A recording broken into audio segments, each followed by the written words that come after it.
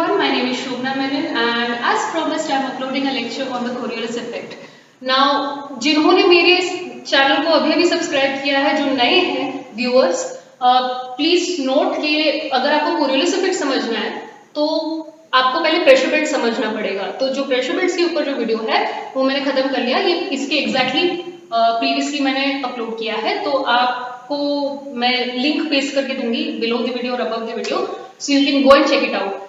And जिन्होंने already मेरा previous video देख लिया है प्रेशर बेल्ट्स पे, we can safely proceed to understanding the Coriolis effect. Okay, तो बिफोर हम डेफिनेशन में आए, ठीक है, before we jump on to the definition, पहले अज्यूम करते हैं कि जो अर्थ है हमारा वो रोटेट नहीं कर रहा, ठीक है। तो ये एक अजम्पशन लेते हैं कि earth is not spinning.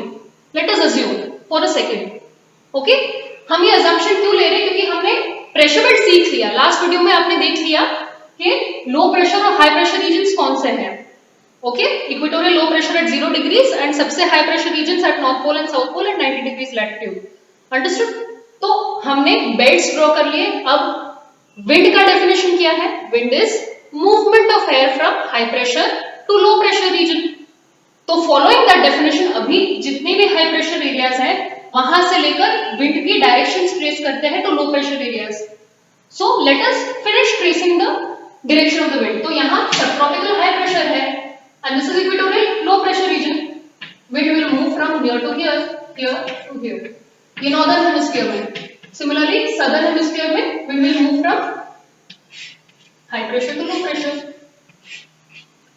Similarly polar और ट्रॉपिकल एंड सबपोलर रीजन में high pressure to low pressure. So this is northern hemisphere. Similarly southern hemisphere में subtropical to subpolar low pressure. Similarly polar high pressure to subpolar low pressure. This is like this. And in the southern hemisphere it will appear like this, high pressure to low pressure. Understood? तो ये हमने direction trace कर लिया, very easy. We literally followed the definition of the wind, हमने और कुछ भी नहीं किया, ठीक है। लेकिन जो हमने अजम्पशन बनाया है कि the earth is standing still, that is obviously wrong. आपको क्लियरली पता है कि earth is not standing still, earth is rotating from west to east, okay. It takes 24 hours for the earth to complete one rotation. And कैसे rotate कर रहा है? West to east.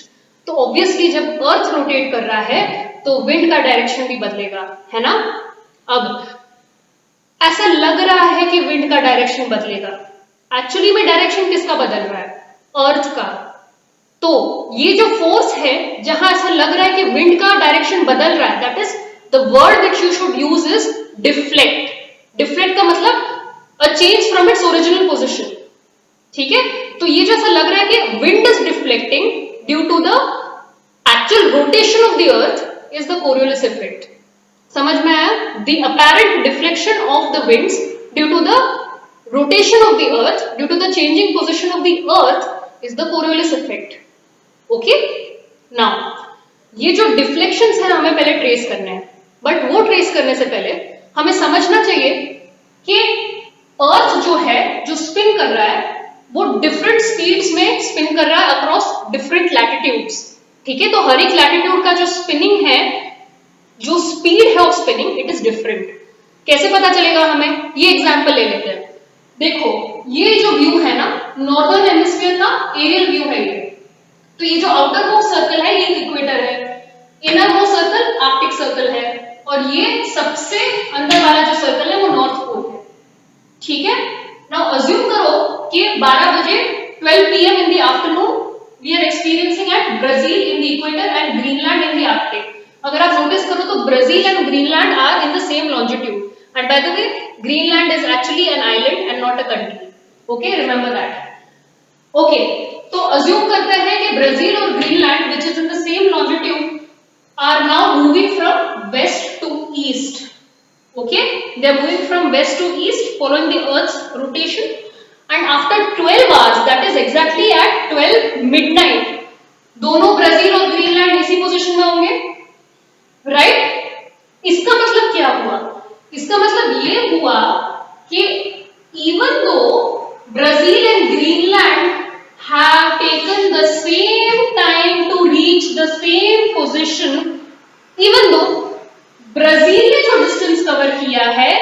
ज्यादा है ग्रीनलैंड से, दिख रहा है ना, ब्राजील ने ज्यादा डिस्टेंस कवर किया।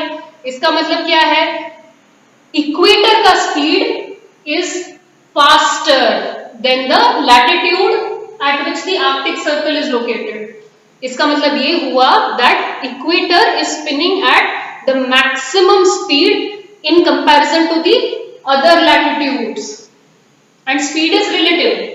तो अगर हम ये रीजन सब ट्रॉपिकल रीजन ले, तो subtropical is fasting at spinning at a faster speed than the subpolar reason.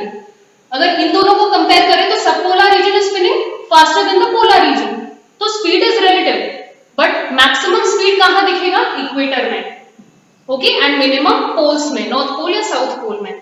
इतना समझ में आया? तो speed is different across different latitudes, it decreases as you go higher up in the latitudes, both in the northern and southern hemisphere. Okay? अब ये जो speed है, ये relative है, and let us now trace the deflections, the apparent deflections. Please don't forget to use the word apparent. Okay? तो अभी अगर हम इक्वेटर और हम नॉर्दर्न हेमिस्फीयर कंसिडर कर रहे हैं, तो अगर हम इक्वेटर और सब ट्रॉपिकल रीजन को लें, ठीक है, तो दोनों में से फास्टर कौन स्पिन कर रहा है, इक्वेटर, राइट? दोनों में से obviously equator is the maximum, has the maximum speed of spinning, तो दोनों में से डिफ्लेक्ट फास्टर इक्वेटर कर रहा है। सो सपोज अगर आपने विंड यहां से ओरिजिनेट कर रहा है, सब ट्रॉपिकल, अगर आप देख रहे हो विंड यहां से ओरिजिनेट कर रहा है, तो अगर आपने बॉल थ्रो किया किसी को from a sub tropical region to equatorial, equator is spinning faster, right? So by the time the ball reaches, the position has changed. It would appear that the ball has deflected backwards because the position, the equator has moved forwards. So the faster region has moved forwards, ball falls backwards. It appears that the ball has fallen backwards. It has gone forwards, ball appears to have fallen backwards. Forwards appears to have fallen backwards. Okay, now conditions are reversed. Now you are in subtropical and you are throwing a ball at the subpolar region, and note that दोनों के बीच में बाकी सब latitudes ignore करो और सिर्फ ये दो ऑब्जर्व करो, दोनों में से फास्टर कौन स्पिन कर रहा है, सबट्रॉपिकल, राइट? तो अभी आप you are in the faster region and you are throwing a ball at a slower region. So imagine if you are standing in a faster region throwing the ball at a slower region, your ball will end up ahead of its course. It will appear that it is going forward, okay, because you are going fast, right? Now similarly between polar and subpolar, now you are in a region which is spinning the least and you are throwing a ball at a region which is obviously spinning faster in comparison to your region. तो आप subpolar में throw कर रहे हो ball to someone, तो कैसा लगेगा? Now the winds will appear deflected towards the back, right? Because this region has already moved forward, so the winds appear deflected, but actually it is due to the rotation of the earth, right? Okay, ये है northern hemisphere में, okay, let's move on to the southern hemisphere. Same चीज, कुछ change नहीं हुआ है। Again equator और सब ट्रॉपिकल रीजन को नोटिस करें तो दोनों में से फास्ट कौन सा स्पिन कर रहा है, equator, and you are throwing a ball at a from a slower region to a faster region, तो faster region has already gone, your ball will end up backward, your ball will end up backwards, it will appear to end up backwards. Please note कि मैं कितनी बार appear and apparent words use कर रही हूँ, because actually the main reason is that the earth has spun forward. Okay? Similarly दोनों के बीच में, ठीक है, subtropical और subpolar के बीच में, now you are in the faster region throwing a ball at a slower region, so your ball will appear to move forward because you are at a faster region now. Forward, ball will appear to end up looking forward. अभी finally हम subpolar low pressure और polar high pressure पे देखते हैं। Now you are again in a slower region, दोनों को compare करो तो फास्ट कौन सा स्पिन कर रहा है? Subpolar low pressure region, right? Now you are in the slowest least possible spinning, okay, polar. तो अगर आप यहां से बॉल थ्रो करोगे तो ball will end up backwards because subpolar has spun forwards. It is really very simple, okay.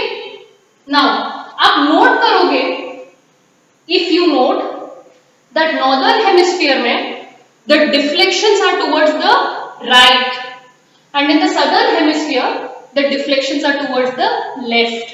Please note, आप अपना left और अपना राइट मत यूज करना, आप जस्ट इमेजिन करो कि you are the wind and you are in the northern hemisphere.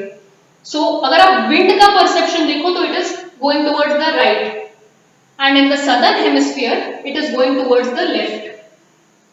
This phenomena where the wind is deflecting towards the right in the northern hemisphere and in the left in the southern hemisphere is called Ferrel's law.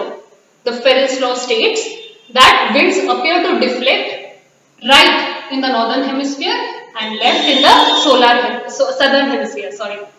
देखो, the perception of left and right is different, so don't get confused. Actually में क्या है ना कि आपका left और आपका right is different. This is the northern hemisphere. I am swinging the globe from west to east. तो ये नॉर्दर्न हेमिस्फीयर है, you can see that it is rotating anticlockwise, but southern hemisphere लो, मैं direction change नहीं करी, again west to east, now you are seeing that it is rotating clockwise, right? The southern hemisphere is rotating clockwise, that is why the perceptions change, के left and right in the northern hemisphere is different from that of the southern hemisphere. Okay, so winds appear to deflect left in the southern hemisphere and towards the right in the northern hemisphere. Okay, so these are the deflections. Now एक question आता है कि Coriolis force, जो Coriolis effect है, वो maximum कहाँ है and minimum कहाँ है? कुछ नहीं, एक imagine करो कि एक plane है, suppose you are a pilot, okay, a very exciting job. तो you are at the equator, you are a pilot who is flying a plane at the equator. Now suppose let us take any country at the equator, Brazil ले लेते हैं, ठीक है? अभी आपको Brazil to let's say Malaysia जाना है या थाईलैंड जाना है, ठीक है? All these countries are somewhere near the equatorial region, okay? Do you think that you will be deflecting? आपने यहां से चालू किया and you are going along the country to another country, Thailand, यहां डिफ्लेक्शन दिख रहा है? नहीं, इक्वेटर में डिफ्लेक्शन नहीं दिख रहा है because you are within the equator, you are flying. तो पायलट्स को कोई प्रॉब्लम नहीं है, आपको कोई प्रॉब्लम नहीं है अगर आप इक्वेटोरियल रीजन में अगर आप इफ यू आर फ्लाइंग. लेकिन ब्राजील का एग्जांपल वापस से ले लेते हैं. ब्राजील इक्वेटर में आपको कहीं नॉर्वे में जाना है, यहां जाना है, यहां से यहां. आप देख रहे हो कि अगर आप पायलट हो तो आपको कोरियोलिस इफेक्ट के लिए अकाउंट करना पड़ेगा. You have to adjust your flight path after calculating the Coriolis effect. इसका मतलब क्या हुआ कि आप जैसे जैसे ऊपर जा रहे हो उतना ज्यादा डिफ्लेक्शंस हो रहा है, राइट? तो जितना ज्यादा डिफ्लेक्शन होता है कोरियोलिस इफेक्ट उतना ज्यादा इंक्रीज होते जाता है. तो आप जितना ऊपर जाओगे उतना कोरियोलिस इफेक्ट मैक्सिमम होगा. तो इसका मतलब क्या हुआ that Coriolis effect is zero at the equator and maximum at the poles, right? You got the logic? Why it is maximum? जितना आप ऊपर या इवन नीचे जाओगे उतना ज्यादा डिफ्लेक्शंस आपको फेस करना पड़ेगा. That means that it is maximum at the poles and zero at the equator. Now Coriolis effect अभी तो मैंने बताया कि एविएशन में तो बहुत मैटर करता है. Another industry that it matters the most in is the defense. कहां से? डिफेंस में कहां से आएगा? मिसाइल्स डेवलप करते हैं ना साइंटिस्ट हमारे. तो आप देख सकते हो कि अगर मिसाइल अगर लॉन्च करना है, स्पेशली अज्यूम करो ICBM, intercontinental ballistic missile, right? तो अगर आप आईसीबीएम यहां से लॉन्च कर रहे हो, इंडिया लॉन्च कर रहा है, suppose it ends up from another country, इधर से इधर अगर लॉन्च कर रहा है और गलत कंट्री में चला गया, it will almost start a third world war, right? तो साइंटिस्ट की तो बहुत बड़ी रिस्पॉन्सिबिलिटी है टू एंश्योर कि मिसाइल्स में भी कोरियोलिस इफेक्ट इज कैलकुलेटेड, ठीक है? So these are the major industries. Okay, now before I leave एक ऐड करना है मुझे कि please please please note that Coriolis effect has nothing to do with the speed of the winds. ये जो wind का जो speed आप देख रहे हो, Coriolis effect has nothing to do with it. Coriolis effect is related to the direction of the wind and speed of the Earth's rotation. Right? So don't confuse Coriolis effect with the speed of the wind. It has nothing to do with the speed of the wind. It has only to do with the direction of the wind and speed of the Earth's rotation. Right? So I hope you understood the concept. If you have, please like, share and subscribe and comment on how you liked it. And thank you so much for watching. Good day.